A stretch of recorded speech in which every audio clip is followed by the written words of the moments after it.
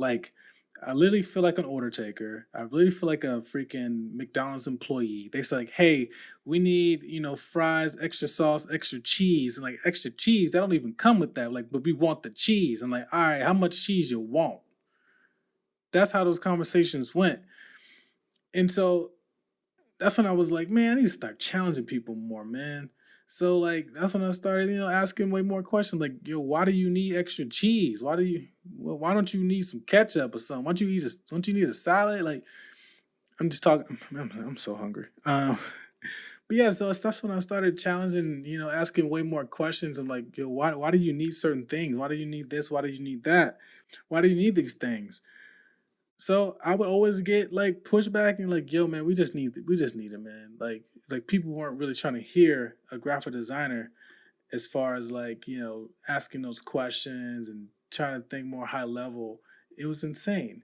And also, when you're a graphic designer, man, like it's a tough role because like you get put in these positions to where like you're just a make it pretty person. You know what I mean? It's like I'm so sorry this podcast is turning to a negative podcast, and I was so happy at the beginning, but these are truths, man. These are facts.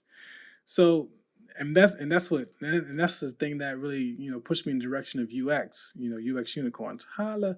But anyways, so like when you get put in those positions and you're professional, you went to school for all this different time. And I said in my last podcast, you go to school for all this amount of time and you become this professional. You know a lot about typography, color theory, and all this other jazz. But then you have somebody that says like, "Yay, man, we don't like. Can you make that logo just a tad bit bigger?" Like, how many times have we heard that? Not you don't go to your freaking plumber and say like, "Hey man, I don't like how you use that, that corner piece. Can you use something else?" Like you don't nobody's doing that. You know what I mean? Because they can't do plumbing. But for some reason, people think they can design. People think that they know design better than you know design. And it's just it's a little heartbreaking sometimes when you think about it. I mean, I've even worked with some graphic designers. I'm probably one of the worst people to work with because I know how to design, and I want you to bring your design skills up to the level that I think you need to be at, which is probably not something you want to pressure and put onto people. But I'm not doing it in a way to like say like, "Hey, I don't like that, and I don't know why I don't like that. I just don't like what I don't like." How many times have you heard that? Like, what do you not like about it? I don't know, but I know when I see it. Dude, that's not helpful, man. Like, all right, this is gonna be a little something, just a little side piece for all those who have ever worked with designers. Okay, if you have ever worked with a designer, please do not say, "I do not know why I don't like it," and don't offer a reason why to you not liking it. That's not helpful. We are not mind readers, nor do I want to be a mind reader, right? You need to properly articulate why you do not like something. And if you cannot do that, then you are the problem, man. Maybe you are not ready to work with a designer, right? You can't say like, "Hey, man, what's wrong with it? What we need to do to improve it?" I don't know, man. Can you just make it better? How do you want me to make it better? I don't know, man. I know when I see it. Bro, quit. Just stop it. Cut the contract. Leave the business. Find something somewhere else because they don't really value you as a designer. They just want you to be that person to make things look pretty.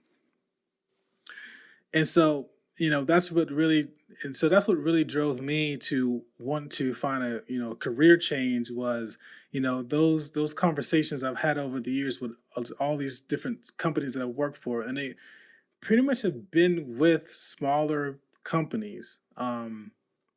Some big companies as well, but mostly these smaller companies, man, they have these people that they promote to marketing director or whatever the crap because they know them or they go to church together or they play badminton together. Who knows? But these people should not be in positions to tell you how to do something when they don't really know what they are talking about.